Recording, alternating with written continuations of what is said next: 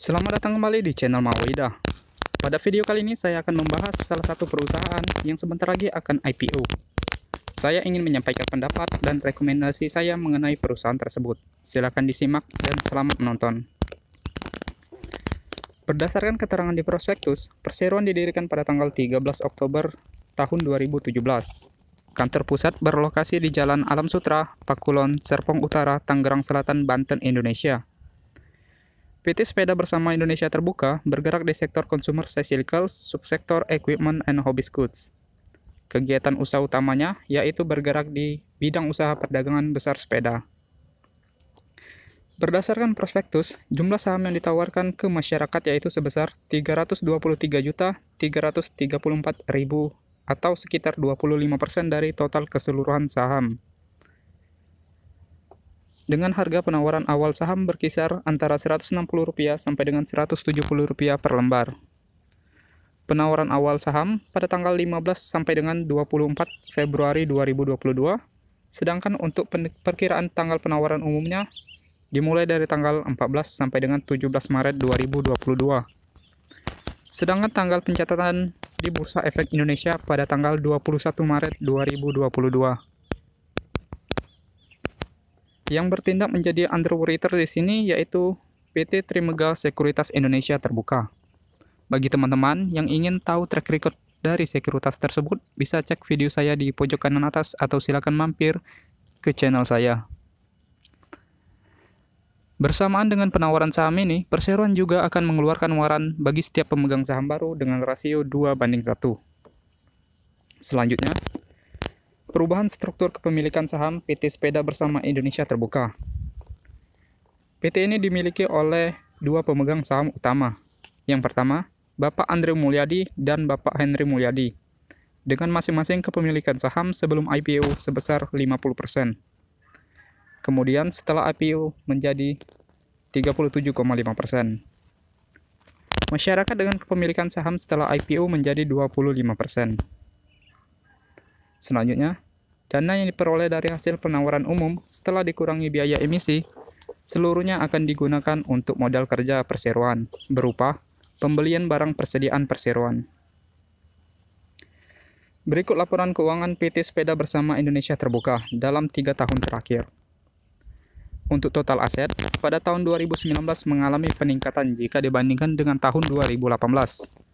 Peningkatan tersebut terutama disebabkan oleh peningkatan piutang usaha pihak ketiga dan persediaan. Sedangkan peningkatan pada tahun 2020 disebabkan oleh adanya peningkatan pada piutang usaha pihak ketiga, persediaan, dan uang muka. Selanjutnya pada total liabilitas pada tahun 2019 mengalami peningkatan. Peningkatan ini terjadi disebabkan oleh peningkatan utang usaha pihak ketiga dan utang lain-lain pihak berelasi. Sedangkan peningkatan pada tahun 2020 disebabkan oleh adanya peningkatan uang muka penjualan, utang pajak, utang lain-lain pihak berelasi, dan utang bank jangka panjang. Dan yang terakhir pada total ekuitas. Baik di tahun 2019 ataupun 2020, sama-sama mengalami peningkatan. Peningkatan ini terutama disebabkan oleh kenaikan saldo laba perusahaan. Untuk laporan laba ruginya, jika kita lihat dalam 3 tahun terakhir, perseroan selalu mampu untuk meningkatkan laba bersih setiap tahunnya. Peningkatan laba bersih ini sejalan dengan peningkatan penjualan sepeda yang dilakukan perseroan, terutama sepeda gunung, sepeda anak, dan sepeda lipat. Sehingga dapat dikatakan bahwa laba bersih yang dihasilkan perseroan memang berasal dari hasil kinerja operasionalnya. Berikut perhitungan rasio PER dan PBV dari PT Sepeda Bersama Indonesia Terbuka pada tahun 2020 dan estimasi tahun 2021. Perlu diingat bahwa dalam perhitungan ini saya menggunakan harga penawaran tertinggi dalam pengolahan data. Apabila di kemudian hari ternyata harga saham yang ditetapkan berada di bawah harga tersebut, maka PER dan PBV-nya juga akan menurun. Setelah dilakukan olah data, menurut kalian apakah valuasi dari perseroan ini sudah sesuai dengan kinerja perusahaannya atau malah kemahalan jika dibandingkan dengan perusahaan di sektor dan subsektor yang sama pada tahun 2020?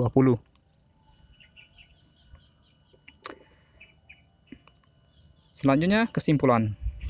Berdasarkan analisa pribadi, dari prospektus yang dilampirkan perusahaan, menurut saya apabila kalian tertarik untuk berinvestasi jangka panjang di saham ini ya boleh-boleh saja. Mengingat kinerja perseroan dalam beberapa tahun terakhir selalu mengalami pertumbuhan.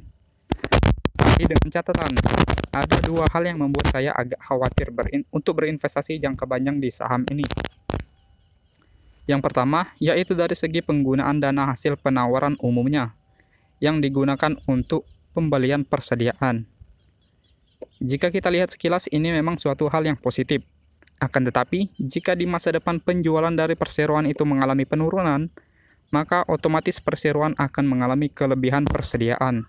Selain dikarenakan adanya kemungkinan persediaan akan mengalami penyusutan, rusak, dan sebagainya, di sisi lain perseroan juga harus menanggung biaya pemeliharaan dan perabotan, sehingga hal tersebut bisa berdampak buruk pada kinerja keuangan perseroan. Yang kedua yaitu dari segi peningkatan penjualan.